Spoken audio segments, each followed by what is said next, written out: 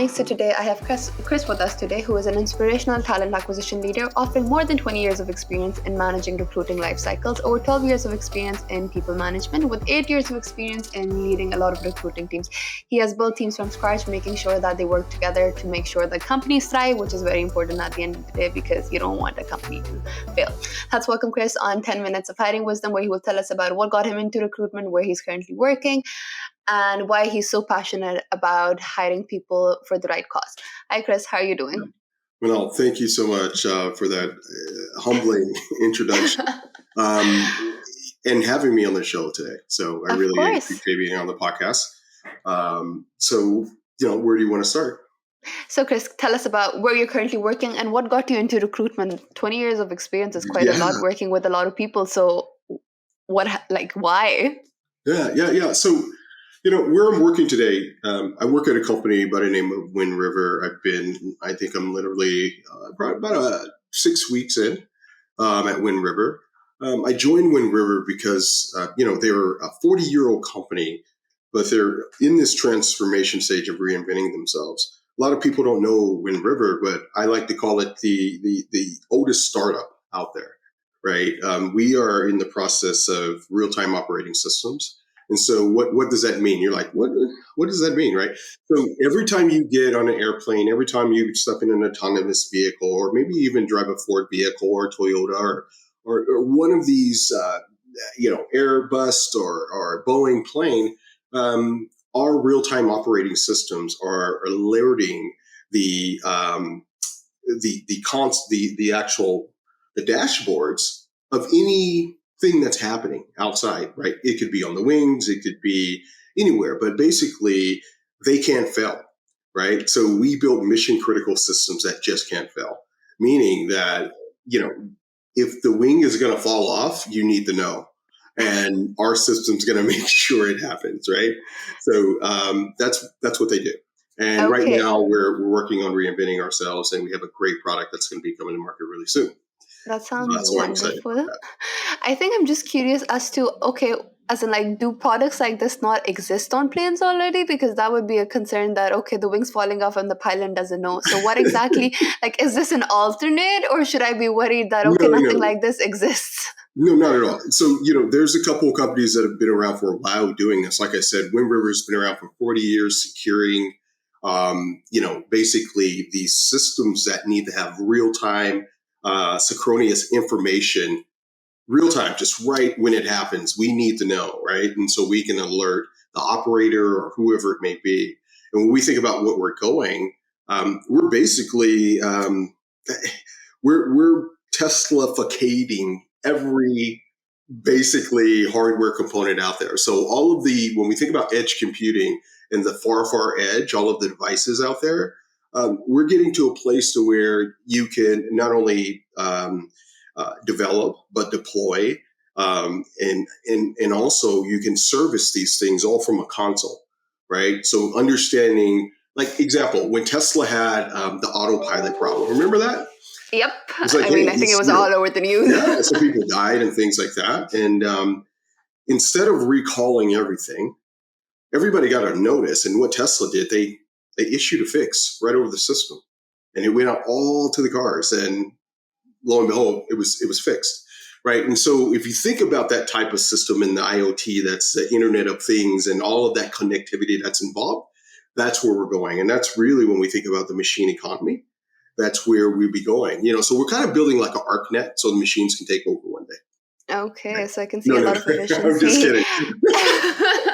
Yeah, I was like, what? I'm just kidding. Completely kidding. So you want to know how I got into recruiting?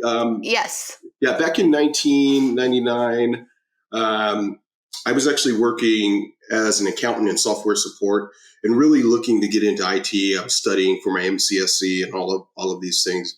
And I seen a job. It said IT recruiter. I had no clue what recruiters did in IT. Really, and that's really around that time, 98, 99, recruiting really was coming onto the scene as this new profession, with the .com, all of these, that .com era, everybody's looking for talent. Recruiting had always been around through headhunting companies and things like that. But the modern day recruiter we have now really started to emerge in that boom. And so I was one of them. I came out of that and I fell in love with it. I found it to be really easy because I understood the technology and I love talking to people, right? And at the end of the day, I was helping people get jobs, and so I fell in love with it. I ended up getting people from my church jobs, and I felt like I was actually making a difference in the world. And so then I set my eyes on companies that I wanted to go do it for, and Microsoft was one of them. And I ended up being there for like over 15 years. And recently left back in December, short stint at VMware, and then Wind River just it happened. The CEO actually offered me a job, and Okay. when the CEO offers you a job, you can't turn it down. So So just curious, you moved from Microsoft, a very stable company, to a company that's currently going yeah, through a transformation. It sounds like you like adventure, but I'd be curious to hear as to why move from something that's so stable to something that would involve a lot of work and everything. Like, what's the yeah, no, reasoning behind it? that's a great question. I think there's a lot of reasons. Obviously, in big companies, there's a lot of pros, there's a lot of cons. Especially when you think about advancement opportunities and the impact that you can make, right? And sometimes your growth, your personal growth and professional growth, it exceeds the rate of growth in your career progression in the company that you're in. And you have to make a move. You have to think about yourself, right? Because sometimes the leaders in organizations, they're not really worried about your career. They say, hey, you manage your career, but they're not giving you those opportunities to actually prove yourself, right? And so you have to build those opportunities yourself and find them. And so that's what I ended up doing. Okay, I love that. And because you've been in the IT recruitment field for such a long time, Chris, I'd love to hear what is something, according to you, that people that who are applying to jobs in the tech space don't actually do, which lessen their chances of getting that dream job, according to you. Yeah, I think what we're doing right now, think that's the biggest thing, right? When you think about connecting, there's going to be several things that, automation will replace and things like that. But the human connecting piece, that is something that computers will never be able to replace. And not only that, when you think about, getting a job, most of the jobs that I've gotten over the years have been based off of relationships, not based off of submitting an application and waiting, right? And so what does that mean? That means relationships that I cultivated over many years. And so you should start looking for your job before you need a job, meaning you're making the right connections ahead of time when you're securing a job, right? And so you're planning for that in case something happens, right? You're not planning to leave, but you're making connections and building rapport with people who can be coaches to get you in other organizations and things like that. So I That think a makes lot of job seekers miss that piece of it, right? So I have Yeah, another question for that. So, for example, some people can put themselves out there, but some people aren't as open to going out and making right. connections. How would you deal with such people who find it so hard to make connections because they're introverts at the end of the day? How would they Yeah, utilize this yeah, opportunity? yeah. That's tough, right? Because not everyone is adept at doing that. And this is the thing, though. I have to say that sometimes. So look, I'm an introvert, right? Yeah, I Doesn't know, seem right? like it. And that's it. It's what do they call them, ambivert or whatever. It's really I'm an extrovert with extroverted tendencies, right? I have to perform, right? Like, so when I go to work, I have to perform because what I would prefer to do is sit on my couch with a book and like have complete silence, right? Because that's how I get energized. Too much of that is, but the point is, I have to do something to actually be able to assimilate and collaborate and get things done, right? And so that means coming out of my shell in certain things, in certain ways, in order to be effective in certain environments, right? And so what I would say, it takes practice sometimes. There are, in the United States, they have like Toastmasters and things like that. I don't know what the India equivalent would be, but a Toastmaster is where it's just a group of people coming together and they're talking in front of other people to get you comfortable with speaking to large audiences or whatever, right? And that's a great way to network and just to get comfortable with striking up a conversation.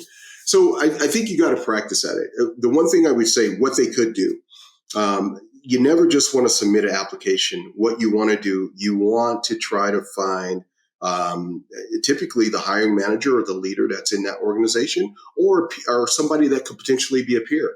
If you're applying for a software engineering role in the AWS team and you see another software engineer online, why not reach out to that person and say, hey, I noticed you're in AWS.